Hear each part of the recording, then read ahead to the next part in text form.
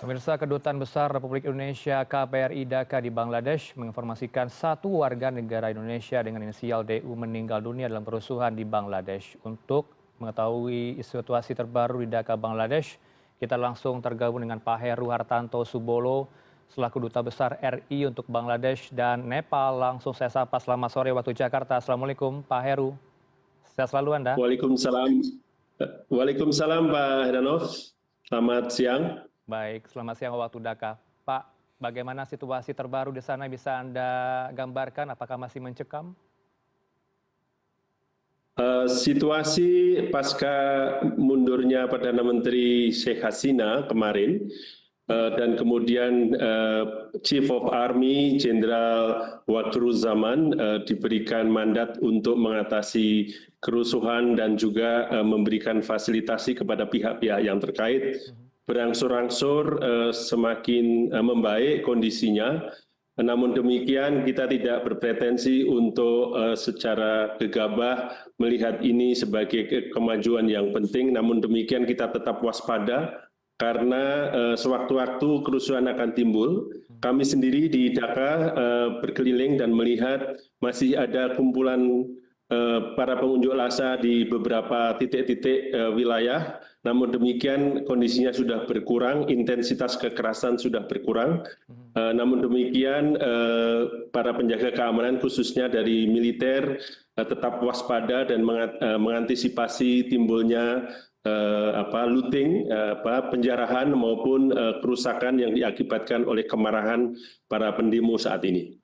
Namun demikian kondisinya berangsur-angsur sudah cukup membaik. Ya, kita doakan semoga makin membaik dan masih membaik dan kondusif Pak Heru. Pak Heru, untuk perkembangan satu WNI yang meninggal dunia seperti apa Pak? Apakah sudah selesai urusan untuk fasilitas repatriasi?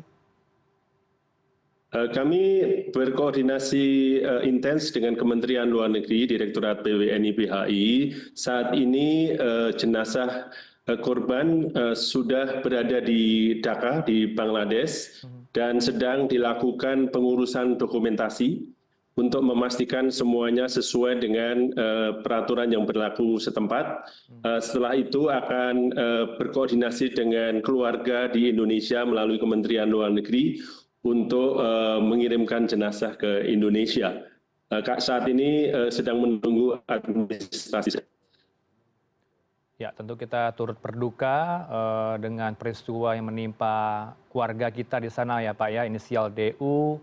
Kita harapkan tidak ada warga negara Indonesia berikutnya yang akan menjadi korban. Pak Heru, bisa digambarkan DU ini almarhum berada di tengah-tengah kerusuhan, bisa diceritakan Pak, dalam rangka apa?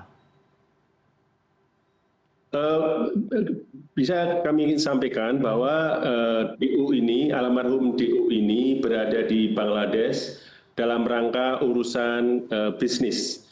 Beliau adalah salah satu staf dari perusahaan di Indonesia yang mempunyai korelasi bisnis dengan perusahaan di Bangladesh. Dan memang ketika almarhum DU ini tiba di Bangladesh, kondisinya memang berangsur-angsur relatif tenang. Yang mana kalau kita cermati kondisi di Bangladesh naik sekitar tanggal 18 Juli, di mana intensitasnya meninggi, dan kemudian puncaknya sekitar tanggal 25-26 Juli. Namun dengan adanya curfew atau jam malam diberlakukan, di mana militer berada di belakang polisi, keadaannya berangsur-angsur relatif tenang. Dan ini kemudian tiba-tiba naik kembali ketika terjadi pernyataan dari pimpinan demonstran pada hari Minggu yang lalu. Jadi beliau ini kebetulan menginap di salah satu hotel di kota namanya Jashore. Kota Jashore adalah 3,5 jam perjalanan dari Bangladesh. Sebenarnya Jashore ini tidak berada di pusaran kerusuhan.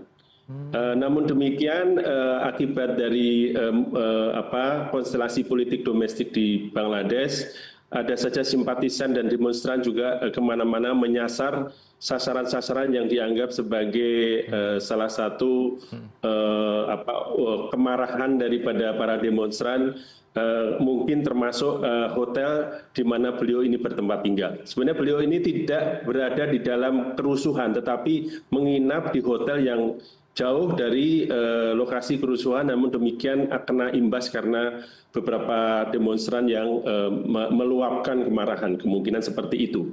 Investigasi sedang dijalankan oleh otoritas setempat. Baik, dalam kunjungan bisnis begitu ya. Bisa digambarkan Pak Heru untuk dampak kerusuhan ini sebenarnya bisa Anda petakan di Bangladesh sehingga 3,5 kilometer dari Dhaka juga terdampak ke Jashore. 3,5 jam perjalanan maksud saya. Kerusuhan tidak saja terjadi di ibu kota Bangladesh, Dhaka, namun juga di kota-kota besar sebenarnya, seperti di Chittagong, di Khulna, di Rajshahi, ya, di Sylhet, dan sebagainya. Dan tentu saja karena ini adalah luapan kemarahan yang kita tidak bisa prediksi bersama, di mana para demonstran ini meluapkan kemarahan kepada fasilitas-fasilitas yang dianggap selama ini mencederai misi mereka untuk mengubah atau mereformasi kuota, ya, sebagai salah satu tujuan mereka sebenarnya pada awal gerakan ini berlangsung pada awal Juli yang lalu. Baik, di tempat-tempat di kota yang Anda sebutkan tadi, ada tidak pelajar kita, pekerja kita yang berada di sana sehingga dikhawatirkan situasi ini memanas? Ada 4 pelajar Indonesia, 2 di Chittagong dan 2 di Dhaka.